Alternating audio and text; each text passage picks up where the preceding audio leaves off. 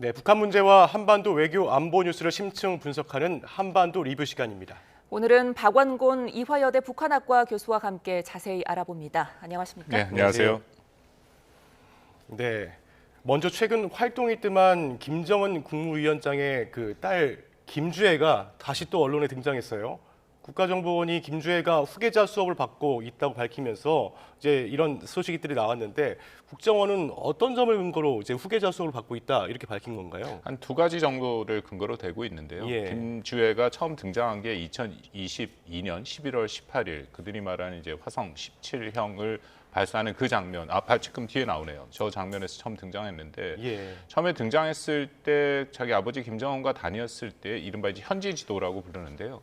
그 중에 한 60% 정도 수준이 군사 관련 그런 지도를 많이 갔었다. 근데 예. 국정원의 그 뭐 보고에 따르면은 최근에는 한 70% 이상이 군사 관련 쪽의 현지 지도를 중점적으로 가고 있다. 물론 최근에 김정은의 현지 지도가 상당 부분 군사 쪽에 맞춰져 있는 것도 맞습니다. 그래서 절대 숫자로 비교를 하면은 좀 다른 해석도 가능한데요. 근데 중요한 것은 김주애가 만약 후계자로 결정이 된다면 그리고 가장 중요한 것은 김주애는 여성이고 또 아직은 나이도 어리기 때문에 이 군사 쪽에 대한 본인의 경험이 부족하다라는 것이죠. 예. 북한이 가장 중시하는 것이 이런 군사적인 경험들인데 특히 뭐 수령이라고 불리는 최고 지도자 이제 그런 부분에 대해서 뭔가 경력을 쌓아주기 위한 그런 행보다라고 얘기를 하고 있고요. 예. 사실 두 번째가 저는 더 훨씬 의미가 있다고 판단이 되는데 이게 북한은 굉장히 상징성이 중요합니다. 그래서 북한의 지도자 앞에는 뭐가 어떤 수식어가 붙느냐가 매우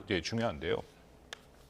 지난 3월 달에 그 김정은을 따라서 김주애가 현지 지도를 갔었는데요. 그때 그 온실 농장 준공식을 다녀왔습니다. 노동신문에 그 다음에 나온 발표에 보면 이런 표현이 나옵니다. 향도의 위대한 분들이라는 표현이 나오는데요. 향도라는 것은 혁명투쟁에 나아갈 앞길을 밝힌다라는 것이고 향도자는 그 앞길을 밝히는 사람. 그러니까 쉽게 말씀드려서 이것은 북한의 최고 지도자 수령에게만 쓰는 것이고 김정은에게만 쓰였던 것이죠. 근데 말씀드린 것처럼 향도의 위대한 분들이라는 복수로 사용이 됐기 때문에 이것은 예. 김주애를 지칭한다. 그러니까 이 부분은 앞으로 조금 더 볼 필요는 있습니다. 과연 이 정도의 수령을 지칭하는 그런 명칭, 호칭들이 계속 사용될 것이냐. 네. 만약 꾸준히 사용되고 결정적으로 앞에 김주애라는 이름까지 붙는다면 그럼 이것은 상당 부분 후계자로 뭐 결정이 됐다라고 볼 수는 있는데 아직은 조금 더 우리가 볼 여지는 남아 있다고 생각합니다. 예. 자, 이런 정황에도 불구하고 전 국정원장이었던 박지원 의원이 김주애가 아직 후계자가 아니고 김정은의 아들이 지금 유학 중인데 이거를 가리려고 김주애를 내세운 거다 이렇게 말했거든요. 이 부분은 어떻게 보세요? 글쎄 뭐 다른 사람이 얘기를 했으면 우리가 조금 걸어들 필요가 있는데 예. 말씀하신 예. 것처럼 바로 전에 국정원장을 했던 분이기 때문에 그만큼의 정보는 다 갖고 있다. 그러니까 우리가 현재 그냥 일반적으로 뭐 북한 연구자 저를 포함해서 알려진 것은 김정은이 그 아이가 셋이 있다라고 알려져 있거든요. 예. 2010년생 아들이 있고 그리고 김주애는 조금 애매한데 2012 혹시 13년생이 있고 셋째가 또 있는데 셋째는 성별이 확인이 되지 않고 있고요. 그래서 첫째 아들 같은 경우에는 여러 가지 설들이 있습니다. 그 중에 하나는 뭐 죽었다라는 얘기도 있고 뭐 병이 있다 또 선척 장애가 있다 그리고 유학을 갔다라는 얘기까지 있었는데 뭐 박지원 전 의원이 얘기한 거를 보면은 유학을 간 것처럼 얘기가 된 거니까 그것은 정보를 다루는 사람 입장에서 아마 그것이 맞을 것 같다. 예. 그렇다면 뭐 아시겠지만 북한은 여전히 그 굉장히 유교적인 전통이 강합니다. 남성 중심 사회고 예. 장자의 전통이 있죠. 그렇다면은 그 아들이 있는데 아들이 아닌 딸이 그렇게 권력을 뭐 가져가기는 쉽지 않다라는 것이고요. 그리고 권력 승계 과정에서 우리가 이미 두 번의 경험이 있지 않습니까? 지금 네. 4대를 얘기를 하는 거니까 우상화, 신비화 작업이 원래 됩니다. 그리고 일정 수준 그렇게 김정은도 해외에서 공부를 했으니까 예. 그리고 나이가 좀 돼서 그 다음에 이제 등장하는 것이 원래 전형적인 그런 방법이고 김주애처럼 어린 나이에 먼저 등장한 경우는 별로 없거든요. 그래서 아마 그런 걸 종합적으로 박지원 의원이 얘기한 거 아닌가 그렇게 생각이 됩니다. 네, 국정원이 이제 김정은 위원장의 건강 상태에 대해서도 밝힌 게 있어요. 140kg 초고도 비만이고 고혈압과 당뇨 증세 그리고 심장 질환 고위험군에 해당한다 이렇게 밝혔는데요. 그러면서 이제 해외에서 뭐 새로운 약을 찾고 있다 이렇게 이야기도 나왔는데 김정은의 건강 여부를 우리가 이렇게 세심하게 보는 이유 어디에 있을까요?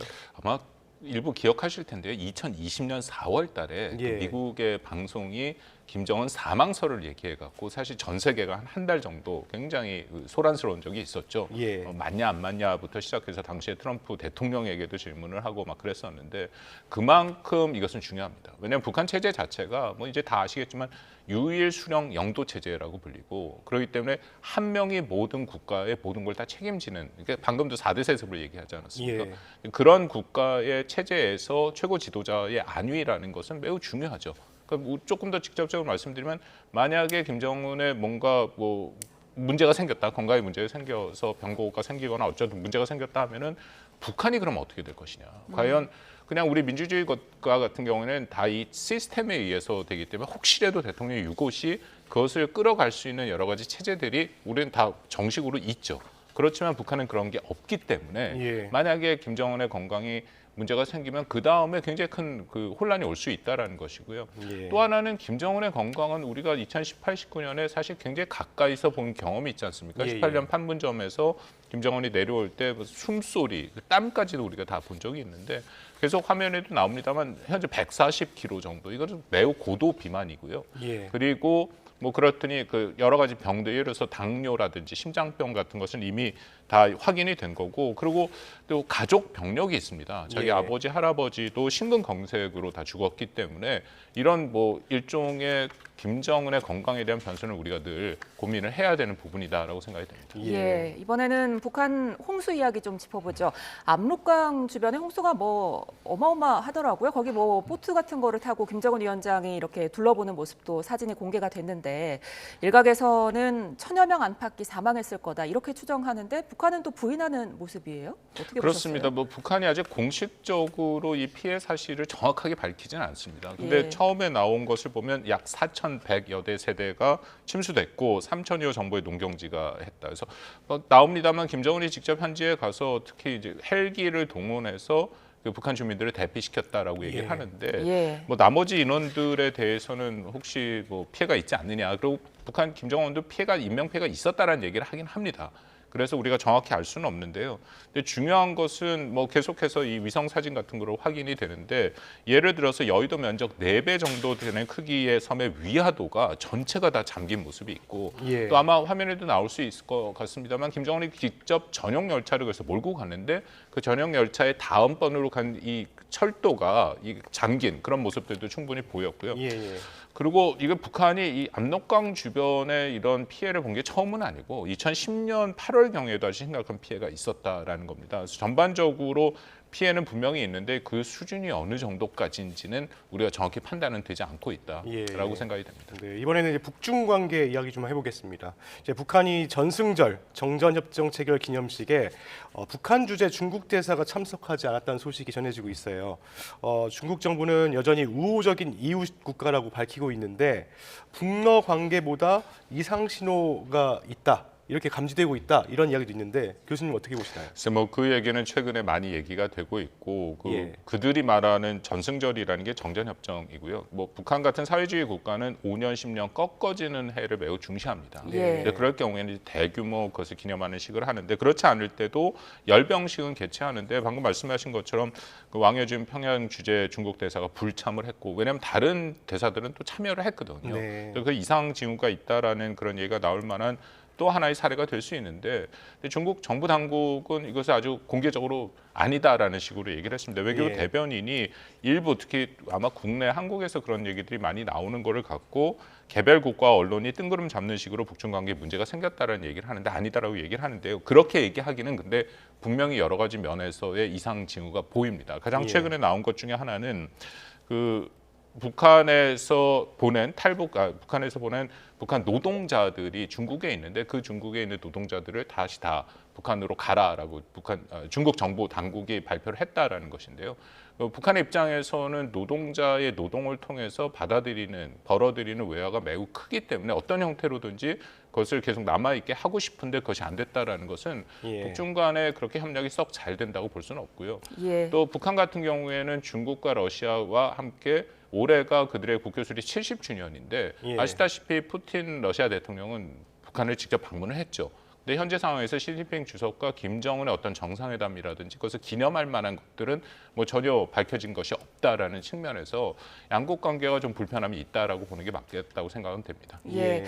끝으로 이 부분 많이들 궁금해 하시는데 한 군무원이 정보사의 군사 기밀을 빼돌려서 지금 조사를 받고 있습니다. 이 중국 동포에게 기밀을 넘겼는데 이 중국 동포가 북한 정찰총국 요원, 그러니까 어떻게 보면 간첩 아니냐 이런 뭐 말도 나오고 하는데 정보사가 어떤 일을 하는 곳입니까? 글쎄 뭐 이거는 굉장히 그 정보 자체도 저도 사실은 상당 부분 제한돼 있고요. 그리고 예. 제가 알더라도 이걸 말씀드리기가 굉장히 좀 어려운 부분이 예, 있습니다. 예. 중요한 것은 국방부 직할 부대고 그리고 그 정보사의 인원이나 편제라든지 어떤 일을 하는 것은 사실 다 2급 비밀로 묶여 있는 것들입니다. 근데 중요한 예. 것은 어쨌든 핵심적으로 해외 정보 담당 정보기관 첩보부대인 것은 분명한 것이고요. 예. 그것을 통해서 군의 정보기관이니까 당연히 해외 정보를 직접적으로 취합하고 또 일부에 대해서는 방첩 업무도 수행하는 것으로 알려져 있고요. 예. 특히 최근에 방금 말씀하신 게 이른바 블랙 요원 정보가 담겼다 해갖고 문제가 됐지 예. 않습니까? 예. 그러니까 블랙 요원이라는 것은 정말 뭐